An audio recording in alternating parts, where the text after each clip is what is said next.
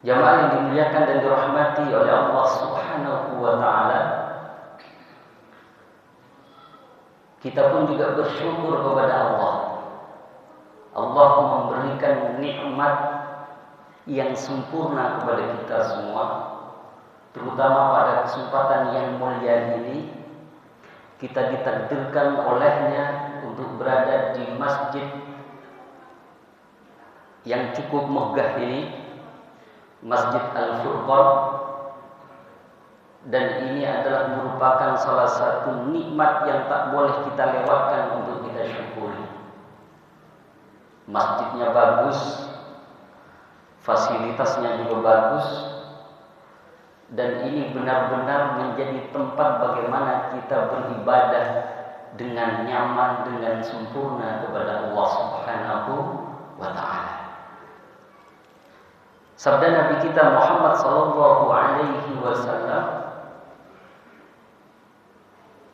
kata beliau, majtama'a qaumun fi baitin min buyutillah yatluna al-kitaba wa yatadarasunahu bainahum illa unzilat alaihim as-sakinah. Kata Nabi Muhammad sallallahu alaihi wasallam, tidak ada di antara suatu kaum atau satu perkumpulan, dan kita malam ini berkumpul berada di masjid ini yang dikemas dengan majelis ilmu, berada di salah satu rumah Allah Subhanahu wa ta'ala, termasuk di dalamnya adalah salah satunya masjid yang hanya dibangun atau didirikan atas fondasi ketakwaan kepada Allah Subhanahu wa ta'ala, tidak untuk tujuan lainnya. Di dalamnya orang yang datang hanya berniat untuk beribadah kepada Allah Subhanahu wa ta'ala. Di dalamnya orang datang hanya untuk bersujud, ingin menikmati bersujud atau melakukan pertemuan dengan Allah Subhanahu wa ta'ala. Kata Nabi Muhammad sallallahu alaihi wasallam, yang di dalam masjid itu antara lain kita isi dengan aktivitas membaca Al-Quran, berinteraksi dengan Al-Quran, yatluna al-kitaba wa yatadarasunahu, dan kemudian disempurnakan dengan memahami isi-isi kandungan di dalam Al-Quran, termasuk penyelenggaraan kajian-kajian atau majlis ilmu semacam ini. Maka kata Nabi Muhammad SAW, dapat dipastikan illa nuzilat alaihimus sakinah, pasti Allah akan menurunkan satu ketentraman atau kehidupan yang as-sakinah. Jiwa ditenangkan oleh Allah Subhanahu wa ta'ala, hati ditentramkan oleh Allah Subhanahu wa ta'ala.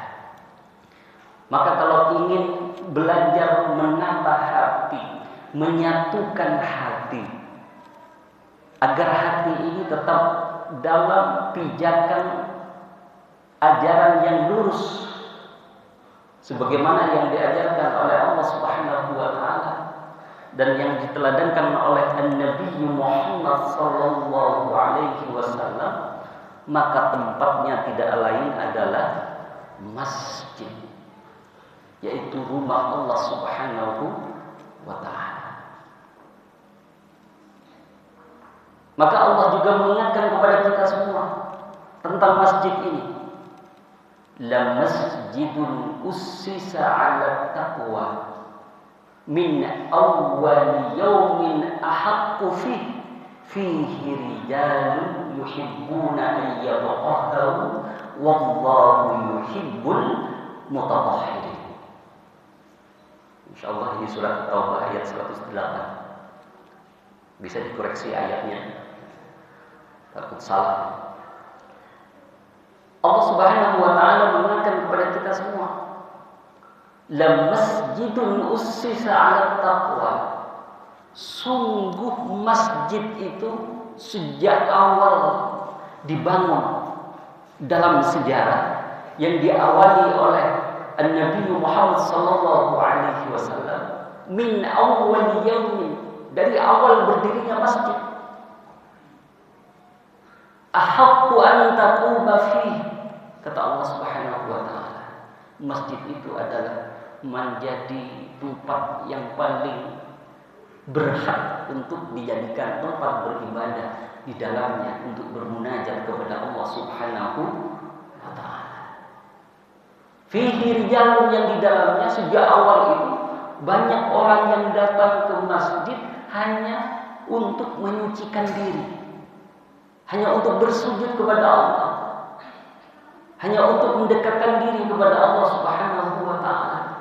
Dan dengan cara itu, wallahu yuhibbul mutatahhirin, Allah sangat suka, sangat senang kepada orang yang selalu datang ke masjid dengan rendah hati untuk menyucikan jiwanya, untuk menyucikan dirinya, untuk senantiasa semakin dekat jaraknya dengan Allah Subhanahu wa taala. Jemaah yang dimuliakan oleh Allah Subhanahu wa taala, maka pertama kali yang dilakukan oleh Nabi Muhammad sallallahu alaihi wasallam ketika beliau hijrah dari Mekah menuju Yathrib, yang kemudian nama itu diubah menjadi Al-Madinah, Al-Madinah Al-Munawwarah. Pertama yang dilakukan sebelum sampai di pusat kota yang saat ini bernama Madinah itu, singgah di sebuah perkampungan namanya Kampung Quba. Apa yang dilakukan oleh Nabi kita Muhammad sallallahu alaihi wasallam? Yang dilakukan oleh beliau tak lain adalah membangun masjid yang kemudian namanya dinisbahkan dengan nama kampung itu oleh Rasulullah sallallahu alaihi wasallam, yang kemudian diberi nama Masjid Quba. Itulah kemudian turun firman Allah, la masjidun ussisa 'ala taqwa min awwali yaumin ahaqqu an taquma fihi rijalun yuhibbuna an yatatahharu wallahu yuhibbul mutatahhirin. Jamaah yang dimuliakan oleh Allah Subhanahu wa taala, maka masjid ini menjadi awal perjuangan Rasulullah sallallahu alaihi wasallam sampai ajaran Islam itu menjadi luas dikenal. Maka di dalam masjid Nabi Muhammad sallallahu alaihi wasallam membuktikan peradaban Islam semakin maju. Majlis-majlis ilmu kemudian dikembangkan oleh Rasulullah sallallahu alaihi wasallam. Pertama yang dilakukan dengan mendirikan masjid itu adalah memperbaiki manusianya. Dan dari masjid itu Rasulullah sallallahu alaihi wasallam kemudian melahirkan sahabat-sahabat mulia. Lahir sahabat Abu Bakar As-Siddiq yang memiliki profil mulia, karakternya sangat mulia, yang terkenal dengan kejujurannya itu. Lalu kemudian dari Masjid Quba itu yang awal dibangun oleh Rasulullah sallallahu alaihi wasallam, lahir sahabat Umar bin Khattab yang terkenal sebagai seorang yang sangat pemberani untuk memperjuangkan, untuk menyuarakan kebenaran, untuk memberikan dukungan yang kuat terhadap dakwah Nabi Muhammad sallallahu alaihi wasallam. Kemudian lahirlah pula sahabat Utsman bin Affan radhiyallahu anhu yang sangat terkenal dengan karakternya atau profilnya yang sangat dermawan, di mana Utsman bin Affan di antara sahabat mulia yang dikaruniai keberlimpahan harta oleh Allah Subhanahu wa taala. Kemudian lahir juga sahabat Ali radhiyallahu anhu yang terkenal dengan keilmuannya yang luas dan mendalam. Sungguh dengan lahirnya empat sahabat ini menjadi bukti pilar tegaknya peradaban Islam. Jadi kalau satu kampung, satu desa, atau suatu negara agar maju, memiliki peradaban yang berkemajuan, maka empat ini tidak boleh ditinggalkan. Di dalamnya harus ada kejujuran. Kemudian di dalamnya harus ada orang-orang yang berani, yang menyuarakan kebenaran. Maka di dalamnya juga ada penopang ekonomi yang bagus, yang dibuktikan dengan Utsman bin Affan, yang di dalamnya juga harus ada para intelektual, harus ada ilmuwan, harus ada para ulama yang mendalam keilmuannya, maka peradaban Islam itu akan mudah ditegakkan, akan mudah mengalami kemajuan pesat, dan itu benar-benar dibuktikan oleh Nabi Muhammad sallallahu alaihi wasallam. Jemaah yang dimuliakan oleh Allah Subhanahu wa taala, kemudian saya ingin masuk dengan tema yang akan diangkat pada kesempatan malam ini. Bagaimana hati ini betul-betul tertata dengan baik agar sebuah dakwah apapun bisa dilakukan melalui lingkup masjid seperti ini, yang kemudian melahirkan pencerahan-pencerahan yang kemudian dapat menghadirkan kemajuan-kemajuan yang berdampak positif terhadap jemaah sekalian, terutama untuk menyadarkan masyarakat untuk semakin dekat dengan Allah, untuk semakin merasakan bahwa ilmu itu adalah sangat penting untuk terus diikhtiarkan, sehingga kita semakin dapat merasakan kedekatan diri kita dengan Allah Subhanahu wa ta'ala. Jemaah yang dimuliakan oleh Allah Subhanahu wa ta'ala, maka dari masjid ini yang dibuktikan oleh Rasulullah SAW ketika hijrah itu adalah pertama yang dilakukan adalah membangun masjid sebagai pusat ilmu dan peradaban. Kemudian yang kedua, jemaah sekalian, apa yang dilakukan oleh Nabi setelah hijrah itu dari Mekah ke Madinah setelah membangun masjid? Setelah sampai di pusat Madinah, yang kemudian Nabi juga membangun masjid lagi yang dikenal dengan Masjid Nabawi itu, yang dilakukan oleh Rasulullah SAW untuk mempersatukan dan menata hati yang sedang retak. Karena hati yang sedang retak itu, hati yang tidak menyatu, itulah penyebab lahirnya, hadirnya permusuhan di antara sesama umat Islam. Apa yang dilakukan langkah kedua oleh Nabi kita Muhammad SAW? Yang kedua yang dilakukan oleh beliau adalah al-mu'akhatu bainal muhajirin wal ansar. Yang kedua adalah beliau melakukan mempersaudarakan antara kaum muhajirin dengan kaum ansar yang sudah sejak lama saling bermusuhan di antara mereka. Maka oleh Nabi dengan kecerdasan beliau diambillah salah satu tokoh yang dapat mewakili siapa di antara tokoh yang memberikan pengaruh atau dampak yang strategis di kalangan kaum muhajirin dan kaum ansar.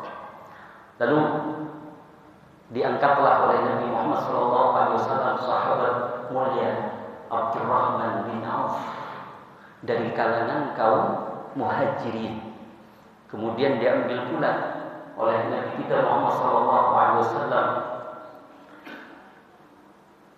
dari kalangan ansar, yaitu sahabat yang bernama Sa'ad bin Rabi'. Dari kalangan dari kalangan ansar. Dua orang ini dipengaruhi oleh Nabi untuk terjadi persaudaraan, agar permusuhan yang puluhan tahun benar-benar terjadi itu biar semakin baik hubungannya. Karena kalau hati tidak disatukan, Sulit jemaah sekalian. Kalau hati ini saling ada dengki, ada iri, ada dendam, ada permusuhan, dan ini dampaknya tidak hanya di dunia, tetapi terus akan berlanjut sampai kehidupan kelak di akhirat. Jemaah yang dimuliakan oleh Allah Subhanahu wa taala, maka dipersaudarakan dua tokoh ini, Abdurrahman bin Auf sebagai representasi sahabat mulia dari kalangan Muhajirin, kemudian Sa'ad bin Rabi dari kalangan Ansar. Kebetulan Sa'ad bin Rabi ini tokoh dari kalangan Ansar yang kaya raya, dipersaudarakan, dipertemukan oleh Rasulullah SAW. Di dalam mempersaudarakan dua tokoh ini, langsung ada sambutan yang sangat bagus oleh Sa'ad bin Rabi, yang kemudian beliau menyampaikan kepada Abdurrahman bin Auf bahwa sebagian hartanya akan diberikan kepada Abdurrahman bin Auf sebagai bekal bagi kaum Muhajirin waktu itu yang berhijrah bersama Rasulullah SAW. Karena berhijrah ke Madinah, memang semua sudah tidak memiliki apapun jemaah sekalian. Tempat tinggal sudah ditinggalkan semua, harta tidak ada semua. Maka beliau, Nabi kita Muhammad SAW sebagai penggagas utama bagaimana dakwahnya berkelanjutan dan misinya untuk melahirkan peradaban Islam yang maju di Madinah itu benar-benar menjadi impian yang dapat diwujudkan. Yang kemudian Yathrib yang semula penuh dengan tatanan masyarakat jahiliyah saat itu menjadi masyarakat yang berkemajuan dan kemudian diberi nama Al-Madinah Al-Munawwarah. Apa kata Sa'ad bin Rabi? Sebagian harta ini kami ikhlaskan, wahai Abdurrahman bin Auf, untuk menjadi bekal berkehidupan, untuk menjadi bekal dakwah bersama satu rombongan bersama Nabi Muhammad SAW. Tapi Abdurrahman bin Auf begitu mulianya hatinya, tidak aji mumpung, tidak langsung senang ditawari harta. Beliau mengatakan terima kasih, barakallahu fi amwalik wa ailatik, ya Allah, semoga Allah memberkahi hartamu wahai Sa'ad bin Rabi, dan semua keluarganya mendapatkan berkah dari Allah Subhanahu wa taala. Wahai Sa'ad bin Rabi, saya hanya minta untuk ditunjukkan pasar, kata Abdurrahman bin Auf. Jadi tidak menerima tawaran harta yang berlimpah itu, hanya minta ditunjukkan pasar Abdurrahman bin Auf. Lalu ditunjukkanlah pasar, yang kemudian dari pasar itu beliau mengembangkan perdagangan, yang kemudian Abdurrahman bin Auf, singkat cerita, juga ditakdirkan Allah Subhanahu wa taala untuk menjadi seorang yang kaya raya. Itulah awal bagaimana Nabi kita Muhammad SAW mempersatukan hati. Fa'allafa baina qulubihim, bagaimana menyatukan hati mereka agar ada kasih sayang di antara mereka, tidak muncul permusuhan. Jemaah yang dimuliakan oleh Allah Subhanahu wa taala, maka jemaah sekalian, maka dari kisah singkat ini dapat kita memetik hikmah. Maka apapun keadaannya, jangan dianggap remeh, jangan dianggap sepele. Bahwa nikmat kita bersaudara itu sungguh adalah karunia, nikmat yang sangat sempurna yang diberikan oleh Allah Subhanahu wa taala. Kita duduk seperti ini di satu majlis, dalam majlis ilmu yang sama. Kalau hati kita menyatu, tidak ada dusta di antara kita semua, benar-benar hadir ke masjid untuk mendapatkan kemuliaan dan nilai ketakwaan di hadapan Allah Subhanahu wa taala. Dan apapun yang disepakati demi kemajuan dan kemakmuran masjid, kita jalankan, kita memberikan dukungan yang sungguh-sungguh semata-mata untuk meraih ridha Allah Subhanahu wa taala, maka insya Allah kita akan menjadi persaudaraan yang abadi, yang hakiki, yang tidak hanya berhenti saat di dunia, tetapi justru nanti kelak di akhirat kita akan menjadi pelindung dan saling menyelamatkan satu sama lain.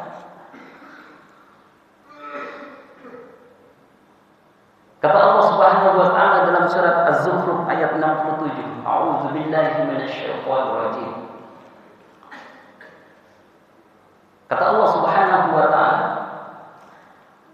orang yang menjalin persaudaraan atau pertemanan yang tidak didasari dengan fondasi ketakwaan kepada Allah Subhanahu wa taala, apa kata Allah?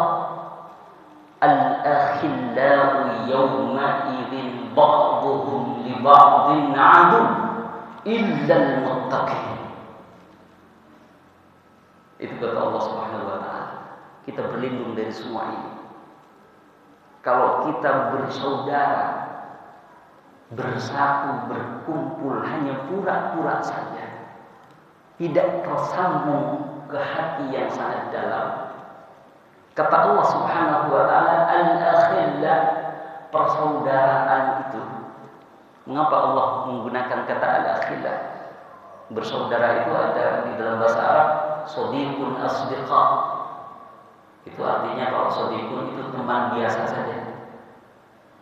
Ada juga di dalam istilah bahasa Arab zamilun zumala. Itu biasanya teman bekerja, teman di kantor. Nah, Allah menggunakan diksi atau kata al-akhillah berasal dari kata tunggal khullah, al-khullah, al-akhillah. Itu adalah persaudaraan yang mendalam. Jadi kalau kita berteman benar-benar akrab jamaah sekalian. Itu saja keakraban kita berteman, bersaudara. Al-akhillah yang disebutkan oleh Allah Subhanahu wa taala, ba'dhuhum li ba'dhin yauma idzin ba'dhuhum li ba'dhin, kelak di akhirat satu sama lain itu aduun, akan berubah menjadi musuh kelak di akhirat. Kata Ibnu Katsir dalam tafsirnya, kullu khillatin kanat fid dunya ala ghairi ta'atillah fa innaha tanqalibu yawmal qiyamati adawatan. Kata Ibnu Katsir, persaudaraan yang dibangun sejak di dunia yang tidak didasari ketaatan kepada Allah Subhanahu wa taala, fa innaha tanqalibu yawmal qiyamati adawatan, maka kelak di akhirat akan berubah menjadi permusuhan. Itu cuma sekali. Jadi pertemanan yang akrab itu, hati yang tidak menyatu itu, seolah-olah mungkin secara zahir kita saling menghormati, kita senang, seolah-olah kita hidup rukun, tetapi hatinya saling menikam dari belakang. Itu hatinya tidak benar-benar disatukan untuk benar-benar menjadi persaudaraan yang hakiki, yang tersambung sejak di dunia sampai kelak di akhirat. Maka tanqalibu adawatan. Ya, na'udzubillah. Kita berlindung dari Allah Subhanahu wa taala kalau kelak di akhirat nanti berubah menjadi permusuhan. Alih-alih kita saling menyelamatkan, justru kelak di akhirat itu saling menyalahkan satu sama lain. Saling menyalahkan satu sama lain. Karena persaudaraan tidak didasarkan pada nilai ketakwaan dan nilai ketaatan kepada Allah Subhanahu wa taala. Jadi saling menyalahkan, bahkan saling melaknat satu sama lain. Jamaah yang dimuliakan oleh Allah Subhanahu wa taala. Di dalam Al-Qur'an juga disebutkan dalam firman Allah Subhanahu wa taala, tahsabuhum jami'an wa qulubuhum syatta. Itulah gambaran persaudaraan yang tidak hakiki yang digambarkan oleh Allah Subhanahu wa taala di dalam Al-Qur'an. Tahsabuhum jami'an, engkau menyangka ketika dunia itu semuanya seolah-olah rukun, sama-sama kumpul, tetapi wa qulubuhum syatta, sesungguhnya hati mereka itu syatta, bercerai-berai. Ayat ini diturunkan kepada kelompok orang-orang munafik saat itu, yaitu kelompok Bani Nadir, ya, yang seolah-olah baik, ingin mendukung dakwah Rasulullah SAW, tetapi karena di dalamnya hanya zahirnya saja yang ditampakkan baik. Jadi persatuan itu hanya semu, persaudaraan itu hanya semu. Tahsabuhum jami'an, engkau mengira di antara mereka itu, kata Allah Subhanahu wa taala, bersatu hatinya, wa qulubuhum syatta. Dzalika bi annahum qaumun la yaqilun. Yang demikian itu terjadi karena mereka adalah menjadi kaum yang tidak menggunakan akal pikirannya. Apa yang diungkapkan di dalam hatinya tidak selaras dengan hati nuraninya. Sering, dan ini tidak hanya dulu sampai sekarang. Dan inilah yang menjadi keresahan kita umat Islam. Ketika muncul jiwa-jiwa munafik di dalamnya, itulah awal permusuhan dan awal keretakan, dan itulah sesungguhnya yang menjadi faktor kemunduran umat Islam yang sulit untuk mengalami kemajuan yang pesat. Tahsabuhum jami'an wa qulubuhum syatta. Hatinya bercerai-berai, hatinya bercabang-cabang. Yang waktu itu Bani Nadir itu berharap dari kelompok orang munafik di Madinah saat itu, mengharap dukungan melawan Rasulullah SAW. Ternyata karena memang antara kata dan hati tidak pernah selaras, dan itulah bukti bahwa dengan satu jiwa atau hati yang bercerai-berai itulah penyebab kegagalan. Dan penyebab kegagalan itu tidak hanya gagal di dunia, jemaah sekalian, bersambung di akhirat. Itu dijelaskan dalam surat Az-Zukhruf ayat 67 tadi. Ketika di akhirat, yauma idzin ba'dhuhum li ba'dhin 'adu illa al-muttaqin, satu sama lain saling bermusuhan, kecuali yang hatinya benar-benar jernih, bersaudara, berkumpul, benar-benar didasari karena dasar ketakwaan kepada Allah Subhanahu wa taala.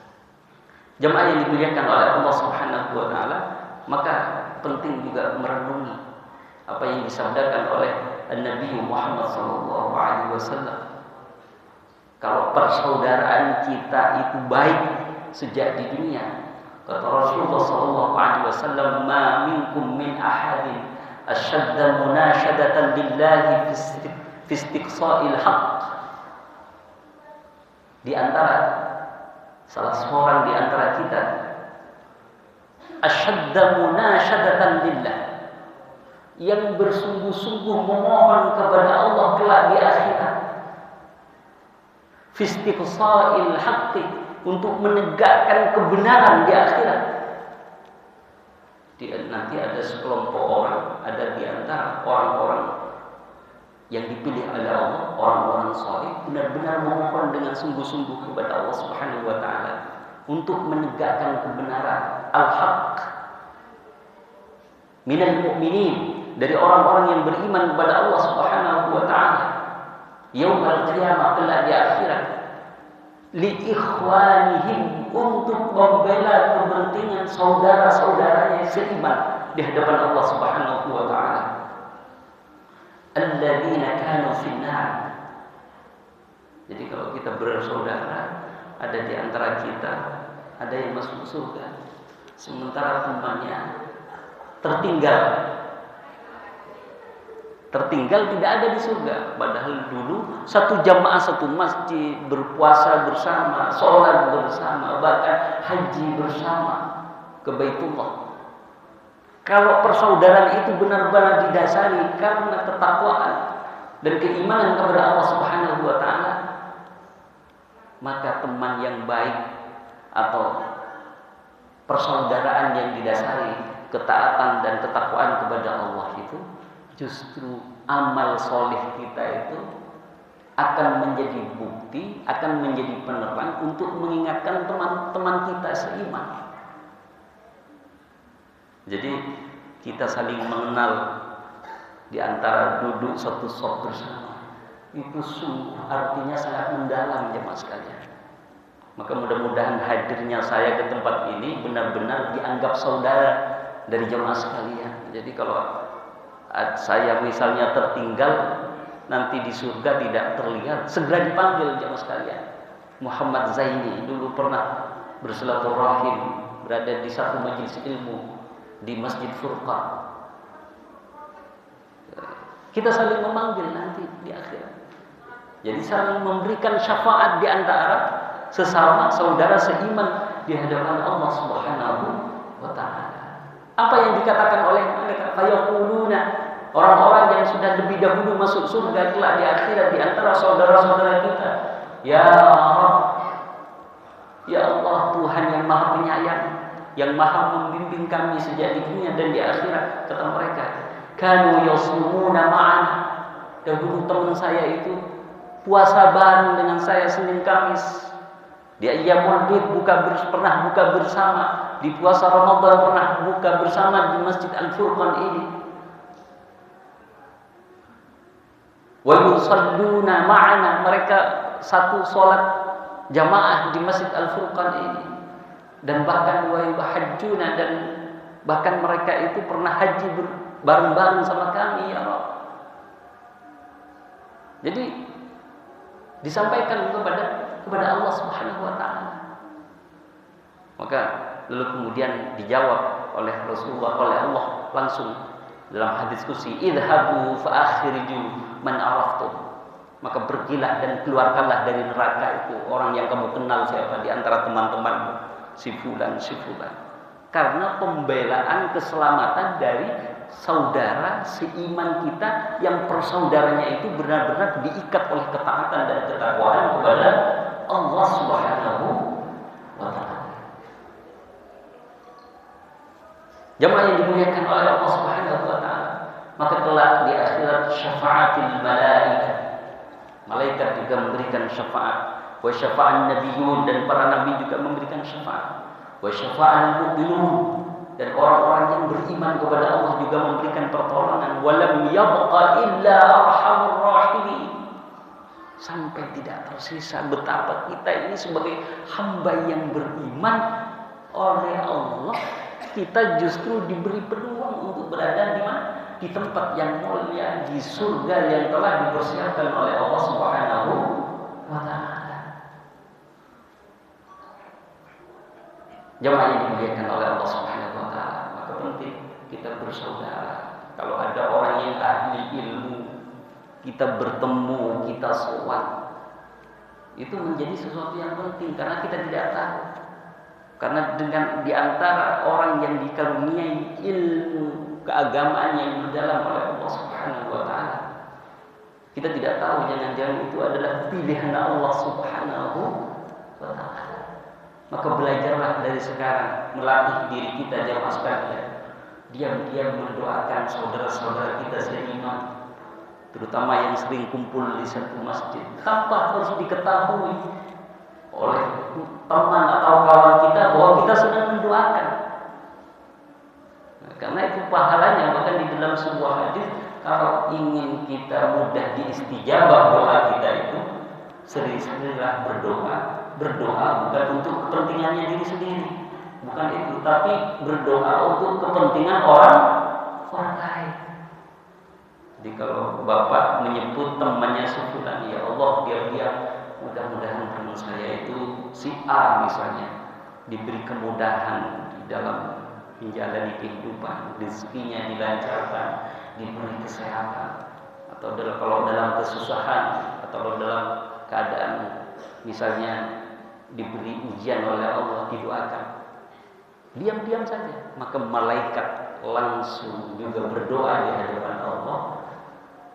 Yang didoakan pertama oleh malaikat itu bukan orang yang kita doakan, tetapi kita yang sedang mendoakan saudara kita itu. Itulah. Jadi kalau kita mau mendoakan saudara kita orang lain, jangan dilihat bahwa kita sedang semata-mata memberikan pertolongan lewat doa kepada orang lain itu. Maka sesungguhnya doa oleh malaikat itu tertuju pada diri kita sendiri.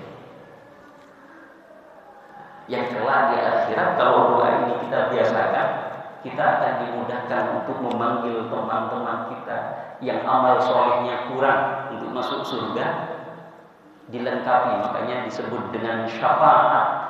Jadi syafaat itu adalah sesuatu yang kurang kemudian dilengkapi. Amal-amal soleh kita kalau kurang, jadi walaupun kurang 1% nanti ya tetap kita masuk neraka. Jadi kalau amal kita itu 49, sekian persen, masih lebih banyak kejelekan kita masuk neraka. Maka yang membela nanti dan yang melengkapi kekurangan itu adalah antara lain adalah teman-teman kita seiman di hadapan Allah Subhanahu wa ta'ala. Jamaah yang dimuliakan oleh Allah Subhanahu wa ta'ala, saya ingin menutup kajian pada malam hari ini dengan sebuah hadis sahih yang disampaikan oleh Nabi Muhammad SAW yang terhubung dengan sahabat mulia Abu Hurairah radhiyallahu anhu, bahwa betapa pentingnya kita saling mengajak pada kebaikan, pada satu perbuatan amal saleh. Di antara setiap persaudaraan yang kita bangun itu sesungguhnya bukan hanya sekedar persaudaraan yang akan membekas sekedar berada di dunia, tetapi kalau itu benar-benar kita niatkan dengan ikhlas untuk meraih ridha Allah, untuk meraih pertolongannya, apalagi persaudaraan itu benar-benar kita ikat dengan nilai kebaikan dan ketakwaan kepada Allah, maka itu akan menjadi satu nilai yang bermanfaat yang akan menjadi penyelamat terhadap kita sampai kelak kita menuju menghadap Allah Subhanahu wa ta'ala. Sebuah hadis yang disampaikan oleh Rasulullah SAW, kata beliau, "Man da'a ila hudan kana lahu minal ajri mithlu ujuri man tabi'ahu la yanqusu dzalika min ujurihim syai'an." Sebaliknya kata Rasulullah SAW, "Wa man da'a ila dhalalatin kana 'alaihi minal ithmi mithlu athami man tabi'ahu la yanqusu dzalika min athamihim syai'an." Kata Nabi Muhammad SAW, siapapun orangnya yang selalu mengajak atau memancarkan nilai kebaikan menuju petunjuk Allah Subhanahu wa ta'ala, apapun bentuk kebaikan dan sekecil apapun, di mana itu menjadi jalan yang dapat mengantar dan membimbing atau mempengaruhi seseorang untuk berada di jalan kebaikan, di jalan yang diridhai oleh Allah Subhanahu wa ta'ala, maka kata Nabi Muhammad SAW, "Kana lahu minal ajri mithlu ujuri man tabi'ahu." agar kita semangat, dimotivasi oleh Rasulullah, maka pahalanya sama seperti orang yang mengikuti ajakan kita itu. Jadi kebaikan apapun, kalau itu bersumber dari diri kita, lalu orang semakin taat kepada Allah. Apakah lewat jalur kita bersaudara, saling bersilaturahim, berada di satu majelis ilmu, kita diam-diam berangkat secara istiqomah dari rumah, melangkahkan kaki menuju masjid setiap waktu yang kita jaga, yang kita pelihara, lalu kemudian menggugah tetangga kita yang belum hatinya dibuka oleh Allah untuk berangkat ke masjid, lewat wasilah bapak ibu semua yang sering, yang istiqomah menjaga sholat berjamaah di masjid, maka diam-diam bapak ibu semua yang menjadi sumber kebaikan itu, walaupun tanpa mengajak, tetapi betul-betul nyata kita buktikan lewat pengaruh kebaikan kita, apalagi mengajak kepada orang lain lalu kemudian diterima dengan baik, sungguh pahala orang yang kita ikuti itu akan sempurna diberikan kepada kita, dan itu terus menjadi pahala yang mengalir, menjadi pahala investasi kebaikan sampai kita dipanggil oleh Allah Subhanahu wa Ta'ala. Itulah pentingnya kita berinteraksi, bermuamalah atau bersaudara dalam ikatan persaudaraan keimanan dan ketakwaan kepada Allah Subhanahu wa Ta'ala. Tetapi kata Nabi, jamaah sekalian, sebaliknya kita harus berhati-hati. Man da'a ila dhalalatin, siapa yang mempengaruhi orang lain kepada jalan kesesatan, jalan yang tidak baik, jalan yang bertentangan dengan syariat Islam, apalagi jelas sesuatu yang dilarang oleh Allah, yang menjadi sumber utama misalnya diri kita sendiri, maka fakana alaihi minal ismi mithlu athami man tabi'ahu. Kalau jejak keburukan kita itu diikuti oleh orang lain, maka itu juga menjadi investasi keburukan yang juga mengalir seperti keburukan atau kemaksiatan yang dilakukan oleh orang lain yang karena mengikuti jejak kita. Nah, ini yang berbahaya kalau jadi orang yang terkenal. Nah, misalnya memberikan contoh yang tidak baik, misalnya terkenal di media sosial, kemudian followernya banyak dan menjadi tren anak-anak muda misalnya. Itulah, maka kalau kita berbuat baik atau kalau kita berbuat tidak baik, itu tidak hanya sesungguhnya bukan ketidakbaikan karena kita lakukan sendiri, karena itu akan memiliki dampak sosial, dampak yang sangat luas kepada orang lain, yang itu juga mempengaruhi terhadap keberuntungan kita kelak di akhirat. Kalau kita menjadi sentral kebaikan, maka itu akan menjadi investasi kebaikan yang terus-menerus. Tapi naudzubillah, kalau yang diikuti keburukan kita dari orang lain, maka itu juga akan menjadi investasi keburukan yang terus tiada hentinya. Jemaah yang dimuliakan oleh Allah Subhanahu wa Ta'ala, maka inilah pentingnya kita menjadi orang yang senantiasa diikat oleh keimanan dan ketakwaan kepada Allah Subhanahu wa Ta'ala, dengan senantiasa berpanutan terhadap teladan Nabi Muhammad SAW, dan selalu kita mencari petunjuk-petunjuk Allah Subhanahu wa Ta'ala lewat dengan sering berinteraksi dengan Al-Quran, karena Al-Quran itu adalah hudan, petunjuk yang difirmankan oleh Allah dari ayat demi ayat di dalam Al-Quran, yang kemudian dengan petunjuk itu kita mendapatkan arah yang jelas kemana arah yang kita tuju perjalanan kehidupan kita ini. Dan dengan hudan itu bukan kemudian hanya berhenti sampai di situ, jemaah sekalian. Kita memohon kepada Allah untuk mendapatkan taufik pertolongan agar petunjuk-petunjuk di dalam Al-Quran itu menjadi sesuatu yang dapat diamalkan oleh kita dalam kehidupan sehari-hari. Karena belum tentu orang yang tahu jalan, misalnya kita mau ke Surabaya, tujuannya sudah jelas, petunjuknya sudah jelas lewat arah jalan mana, kan belum tentu juga sampai. Kadang tersesat di jalan, gitu kan?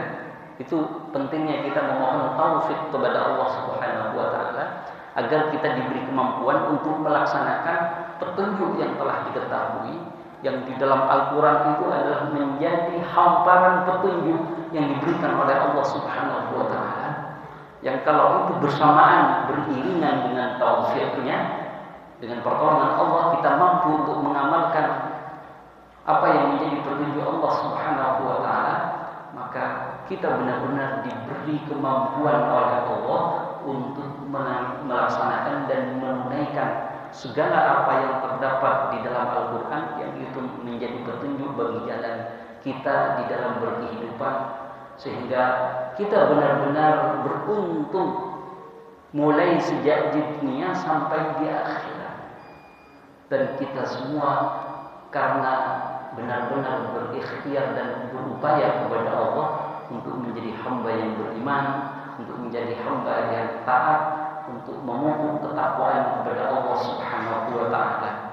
Mudah-mudahan jemaah sekalian, kita semua yang berada di masjid ini, yang berada di dalam majelis ilmu yang sangat mulia ini, Allah benar-benar menurunkan taufiknya kepada kita semua, sehingga kita benar-benar menjadi bagian dari hamba pilihannya untuk berada di dalam petunjuk Allah, untuk senantiasa mendapatkan taufik dari Allah Subhanahu wa taala, sehingga persaudaraan di antara kita, pertemanan dan persahabatan di antara kita dijaga oleh Allah sejak di dunia sampai kelak di akhirat. Kita saling membela.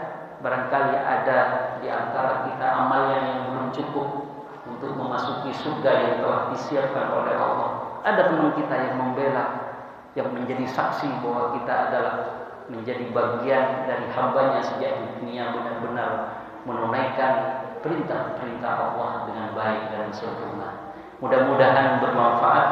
Wallahu waliyul taufiq. Nasrun minallah wa fathun qarib wa basyiril mu'minin. Wassalamualaikum warahmatullahi wabarakatuh.